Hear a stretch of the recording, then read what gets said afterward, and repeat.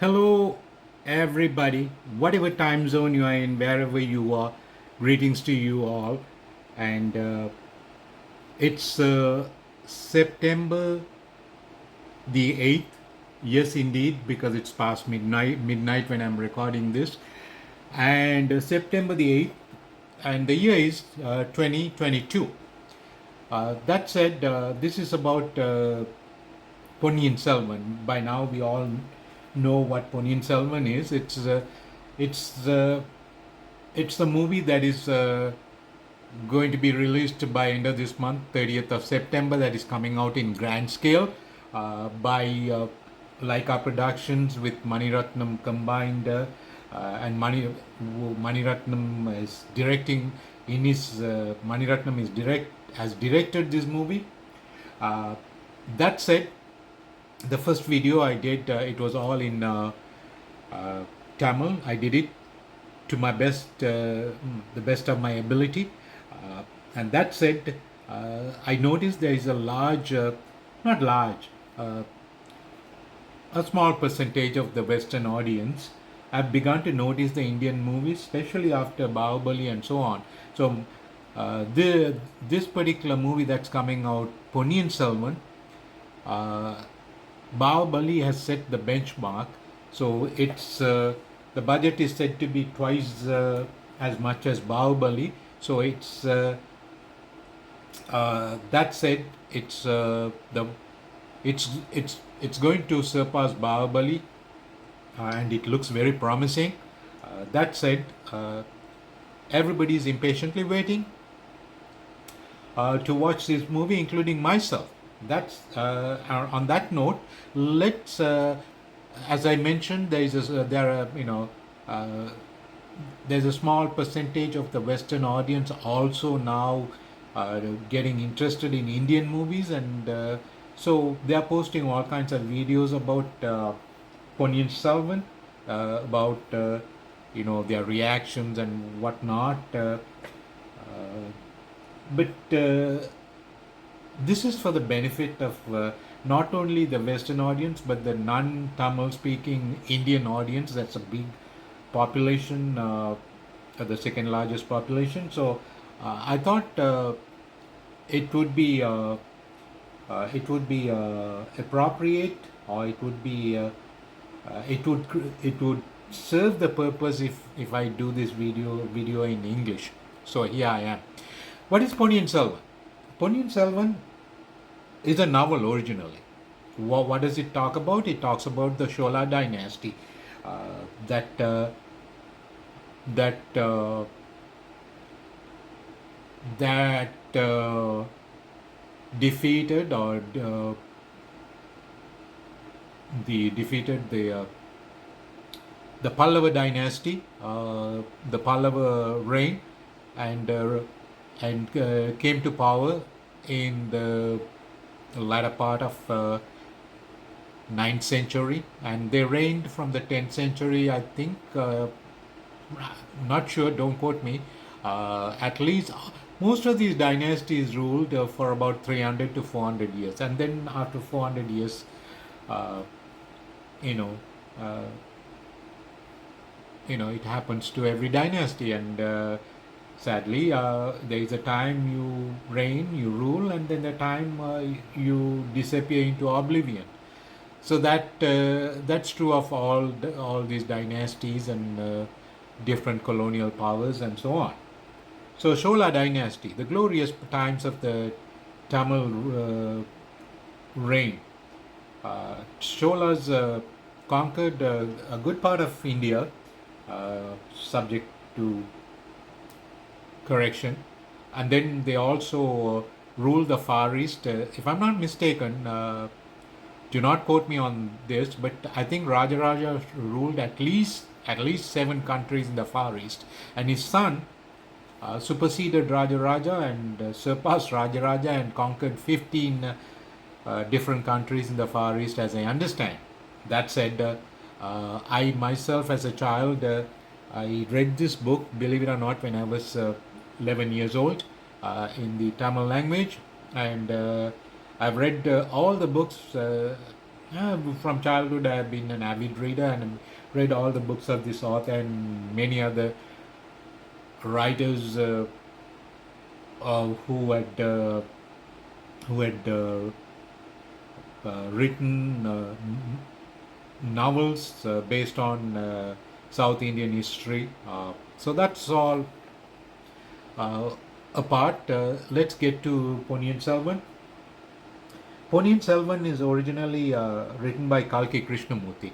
Kalki is the pseudonym and Krishnamurti is his real name. Please do not confuse yourself with Jiddu Krishnamurti. He's entirely a different person. Jiddu Krishnamurti is said to be, uh, if you're not familiar, most of the Western audience would know because he visited almost practically every university in US and other parts of the world and spoke to all the intellectuals. He's considered to be, by the scholars, considered to be one of the uh, topmost rationalist of the bygone 20th last century. So that's a whole different topic. People who are into metaphysics and all this stuff, you can do your research. But Jiddu Krishnamurti is a well-known name. This is not that same person. This is a different Krishnamurti.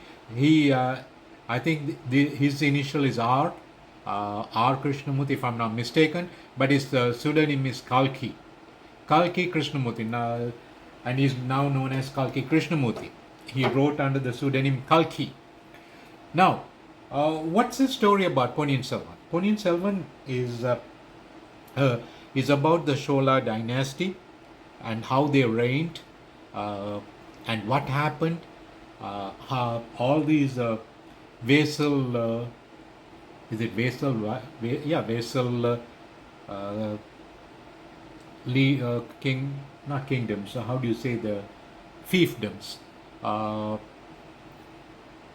Under Chola Dynasty, number of them. Putting it in simple language, it's little territories where the rulers, the kings, uh, who had been conquered by a major power, and they have to be subservient and pay tribute to the reigning power, and they are known as the vassal states or the fiefdoms under the Chola dynasty. They are kings, and the Chola dynasty, it's ruled by an emperor, and all these little territories were under them. So during that 8 months, how these kings under the Chola dynasty coming together and trying to overthrow the Chola dynasty. Why? And that's what the book talks about. Uh, we have to go a little bit into history of the family tree of the Chola emperors and emperor.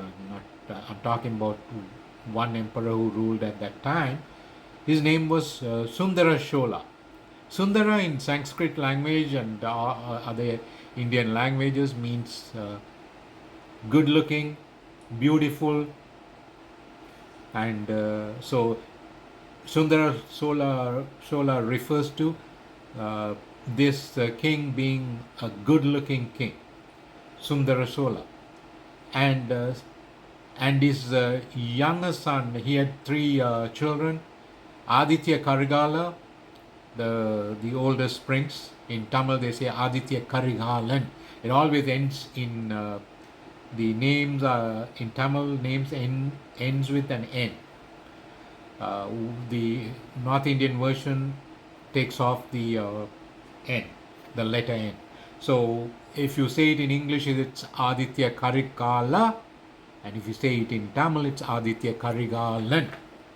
So Aditya Karigalan was the oldest among the three, and then Kundavai, the princess, and then we have Arulmozhivarman, the youngest of all them. Arulmozhivarman is said to be, I guess, taking after the father. The people were enamored with his looks. He was the most beautiful, handsome prince. Aditya Karigalan, the oldest between among the three, is portrayed as the nobody had seen this the characters, but the way it's portrayed, the portrayal of the character, he's a rugged, uh, you know um, you know how do you say it, rugged, tough, uh, reckless, and fearless, uh, young man, and he's someone who does not he doesn't listen to anybody. He has a mind of his own. He's a From the time they say, from the time he was 13, or I'm not sure, 13 or 15 or whatever, but from the time he was an adolescent, he had joined his maternal granduncle uh, in military campaigns, going to the war front, battlefront, war front, whatever. And so that's Aditya Karigala. And his younger brother, Arulmozhi Varman, who later came to be known as Raja Raja Cholan, who ruled the and became Raja Raja, means the king of kings, meaning he's an emperor.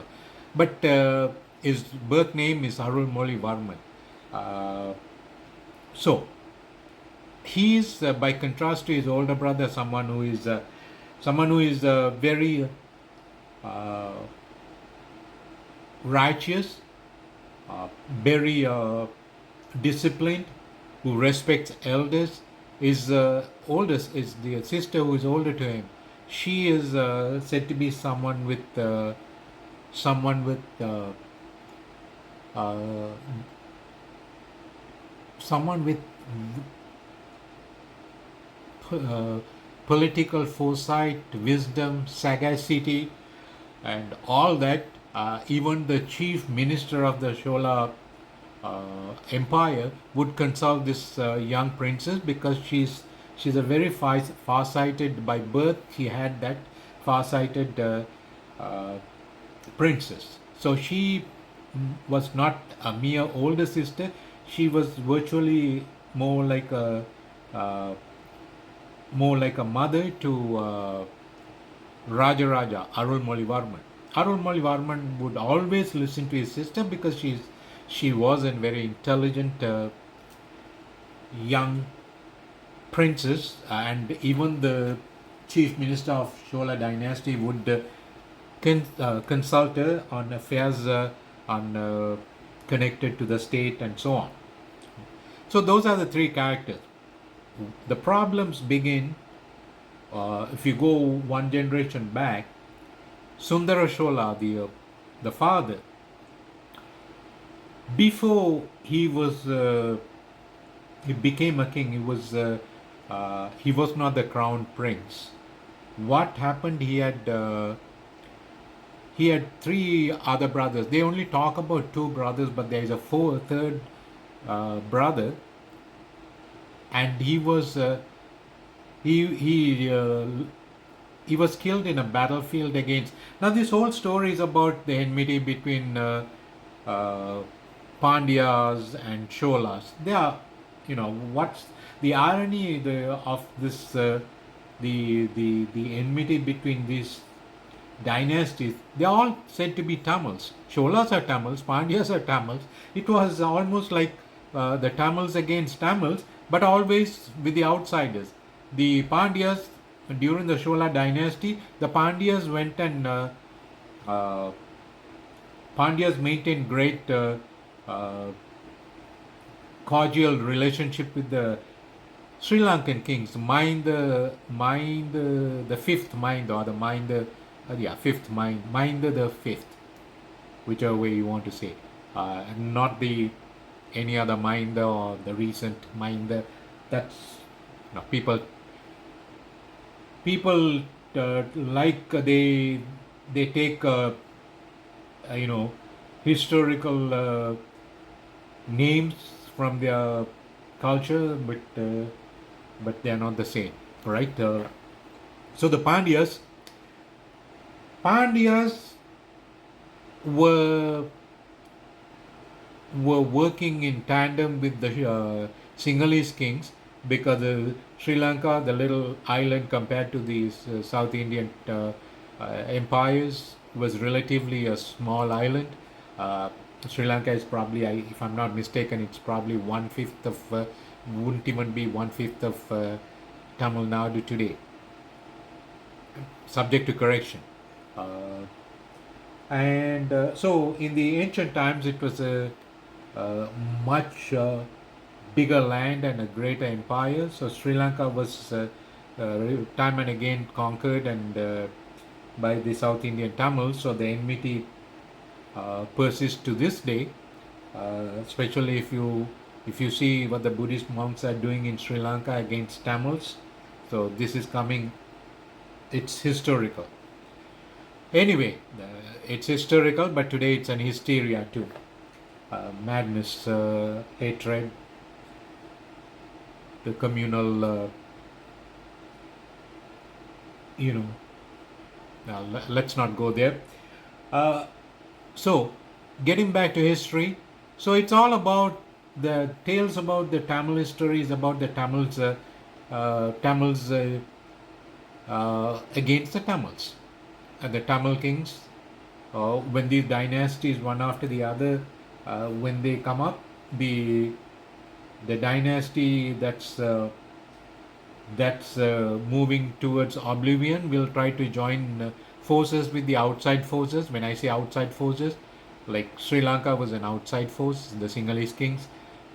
They didn't stop there. They they also colluded with the Telugu kings, the Telugu Empire, Vijayanagara Empire, Ramaraj. There were two emperors, two brothers. Vijayanagaram is Telugu territories. Uh, there were two brothers who ruled, and that's another epic period in the Telugu dynasty. Vijaya uh, Ramaraya and Krishnadevaraya, the two epic characters in their history. And then Kannada, the Pulakesis were constantly trying to invade the Tamil territories, and they were defeated time and again. And then there were times there had been treachery and you know what, every form of ev- every form of I guess treachery is the word that would describe, and joining hands with the the weaker part of the Tamil territory and trying to overthrow the reigning empire. This is all the same story, but this the speciality about Ponniyin Selvan is a unique story.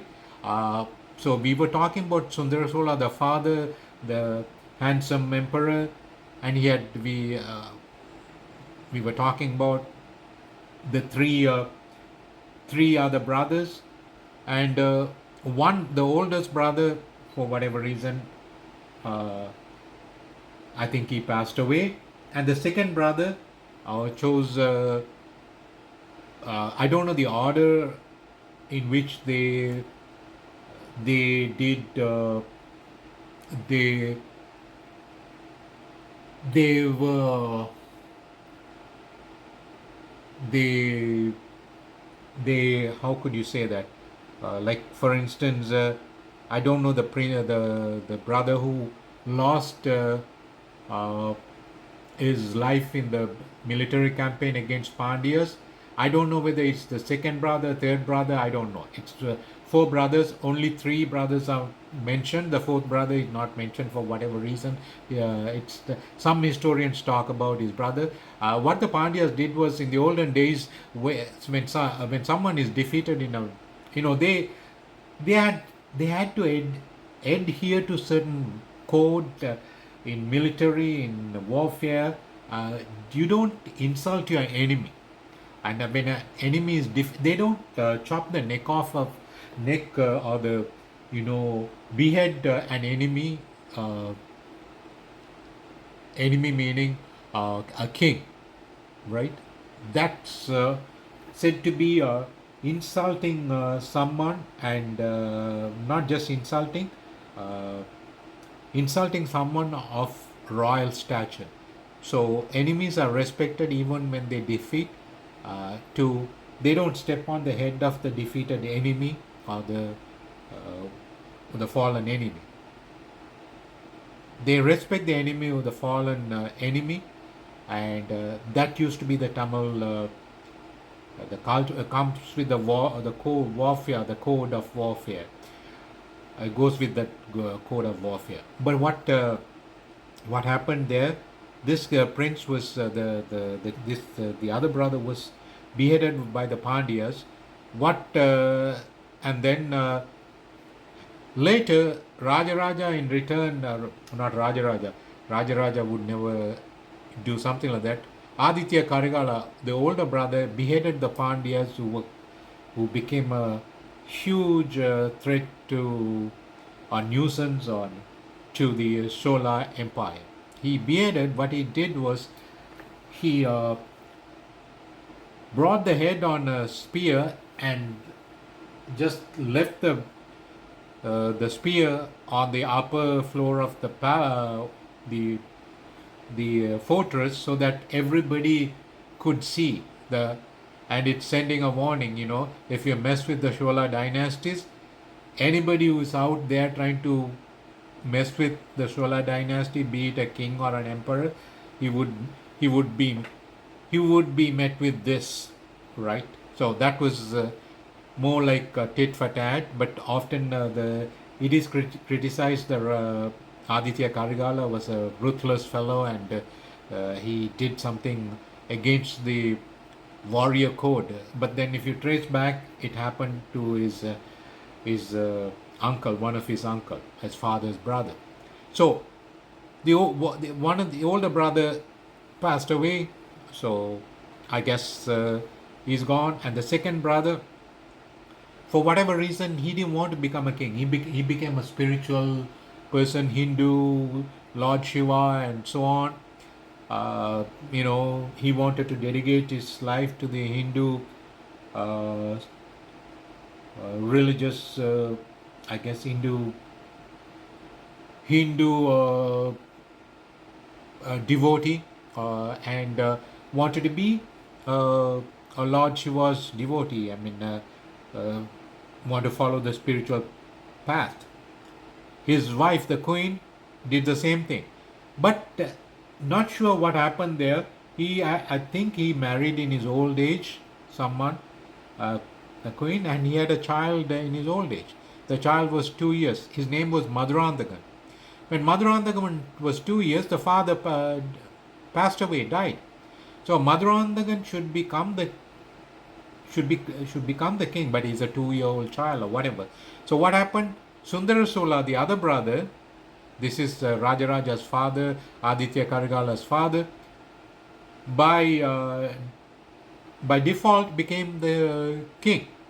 So now the lineage continues. When he became the king, it was Aditya Karigala, the oldest son,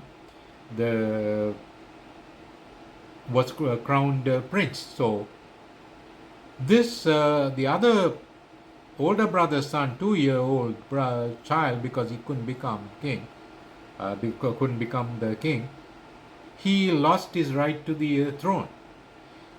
Subsequently, when Aditya Karigala, Kundavai, the princes, and Rajaraja, at that time was known as Arulmozhivarman, they were born. Of course, they ought to be younger than this uncle, but by default, Aditya Karigala was going to be the king.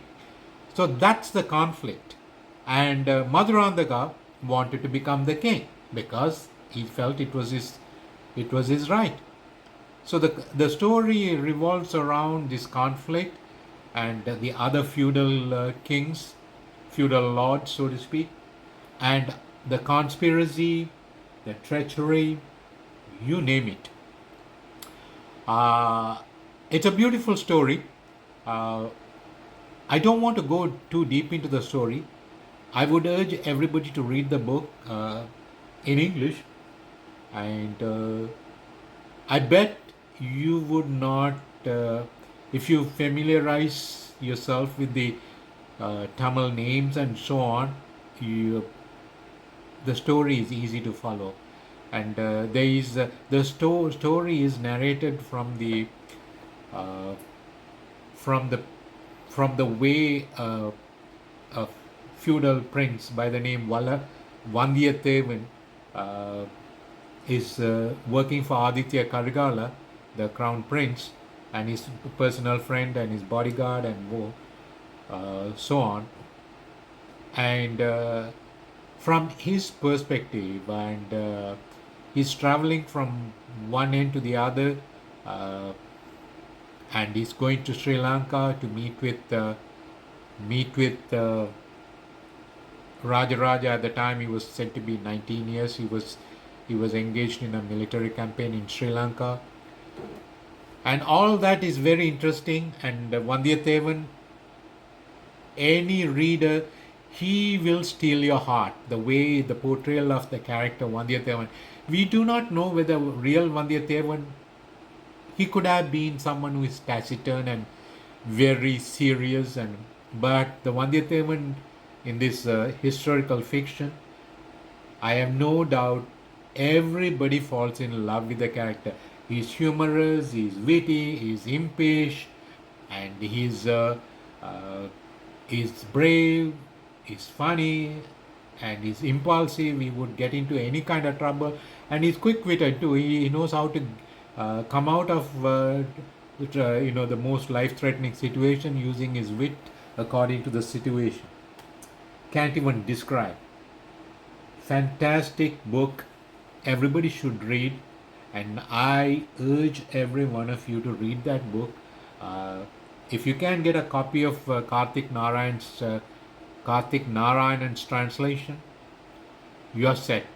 And I'm not denigrating the other. There are three or four other, maybe five other uh, authors who, from journalistic background, translated from English to Tamil. I'm sorry, from Tamil to English. Forgive me, slip of tongue. They are equally good, but I like Karthik Narayan, and he has a command of the language in a way, like certain things, I can't even describe it. For instance, Vandiyathevan, the character I just described, he's taking a missive, meaning a message.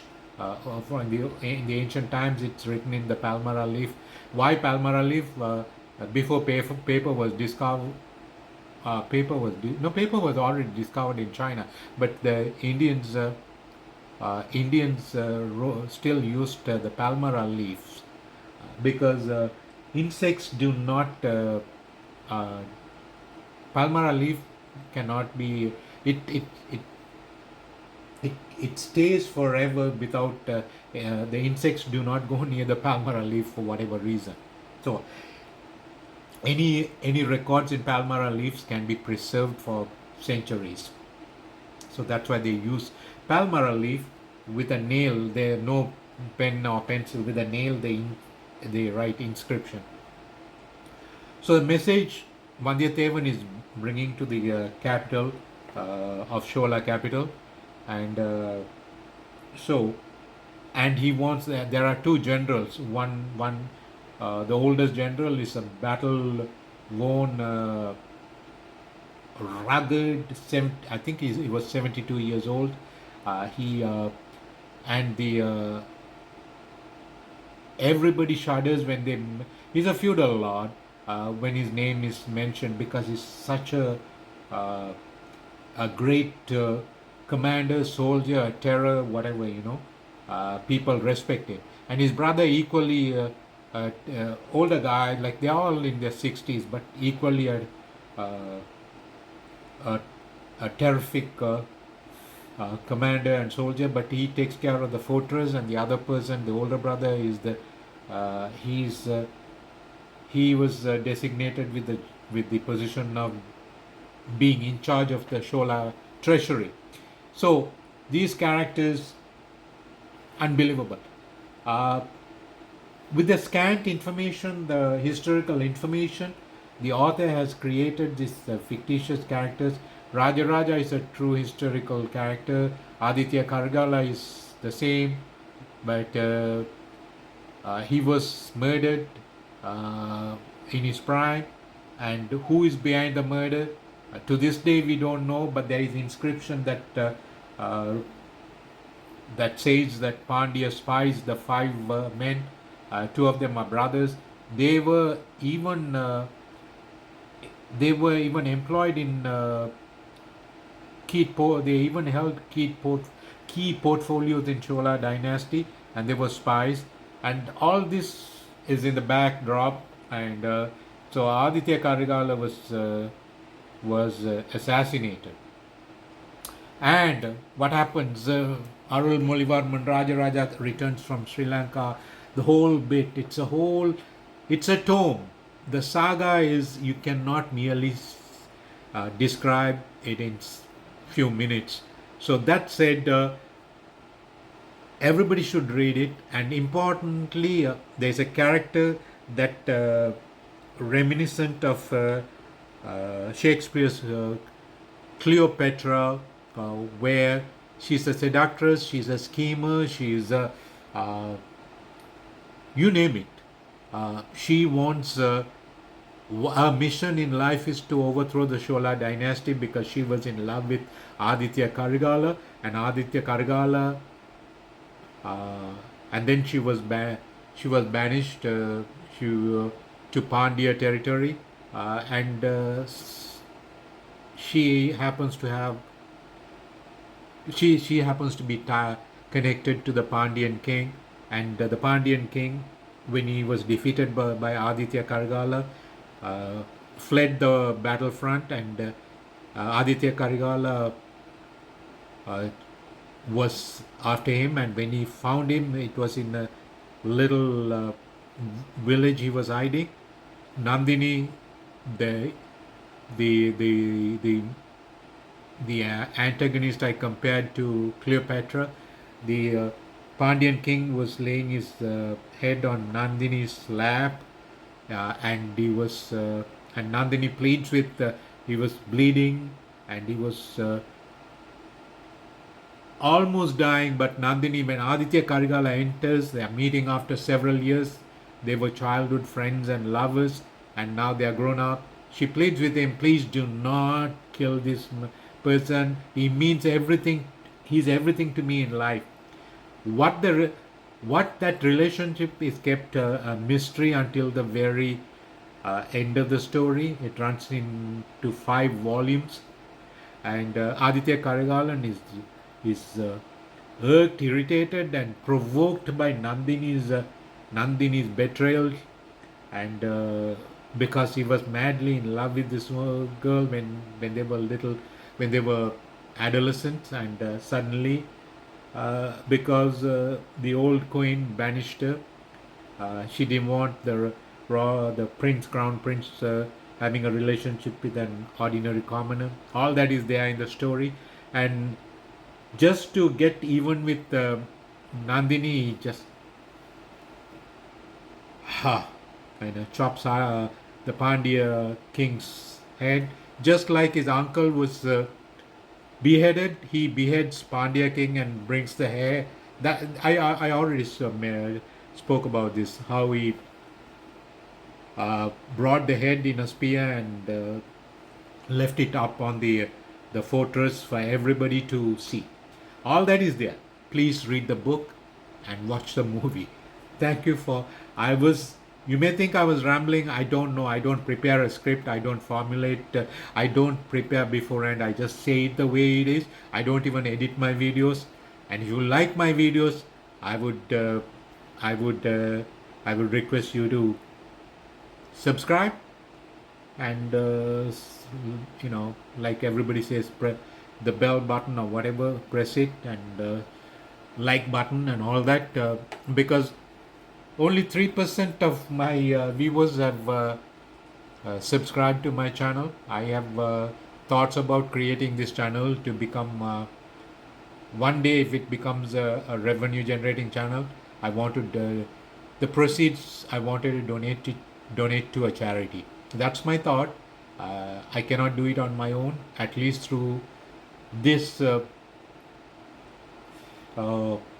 this is an outlet for me, not just not to, uh, not merely to have enjoy this medium, but also to do something before I kick the bucket. That said,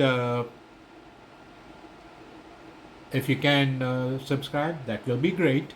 Uh, and please read the book, and we all need to watch this movie. I certainly hope it's going to live up to the promise, expectation, and I'm sure it will. From I have a strong feeling it's going to be a phenomenal success, the box office Magnum Opus creation, and it will break all any and all movie records. And I wish Maniratnam, like our productions, very well. Movies like this, we need to appreciate because it's about our civilization. So we need to watch this. We need to appreciate. There are people before even the movie is released. People who are coming and talking, denigrating the movie, trying to criticize the movie. You're not even watched the movie. I don't know why they do it. It's how hard to make. They see there are so many crappy movies. You can go talk about this, but of all things, Ponniyin Selvan, I cannot understand. Right? But there are malicious people. They want anyway. God bless all of you. Thank you for listening.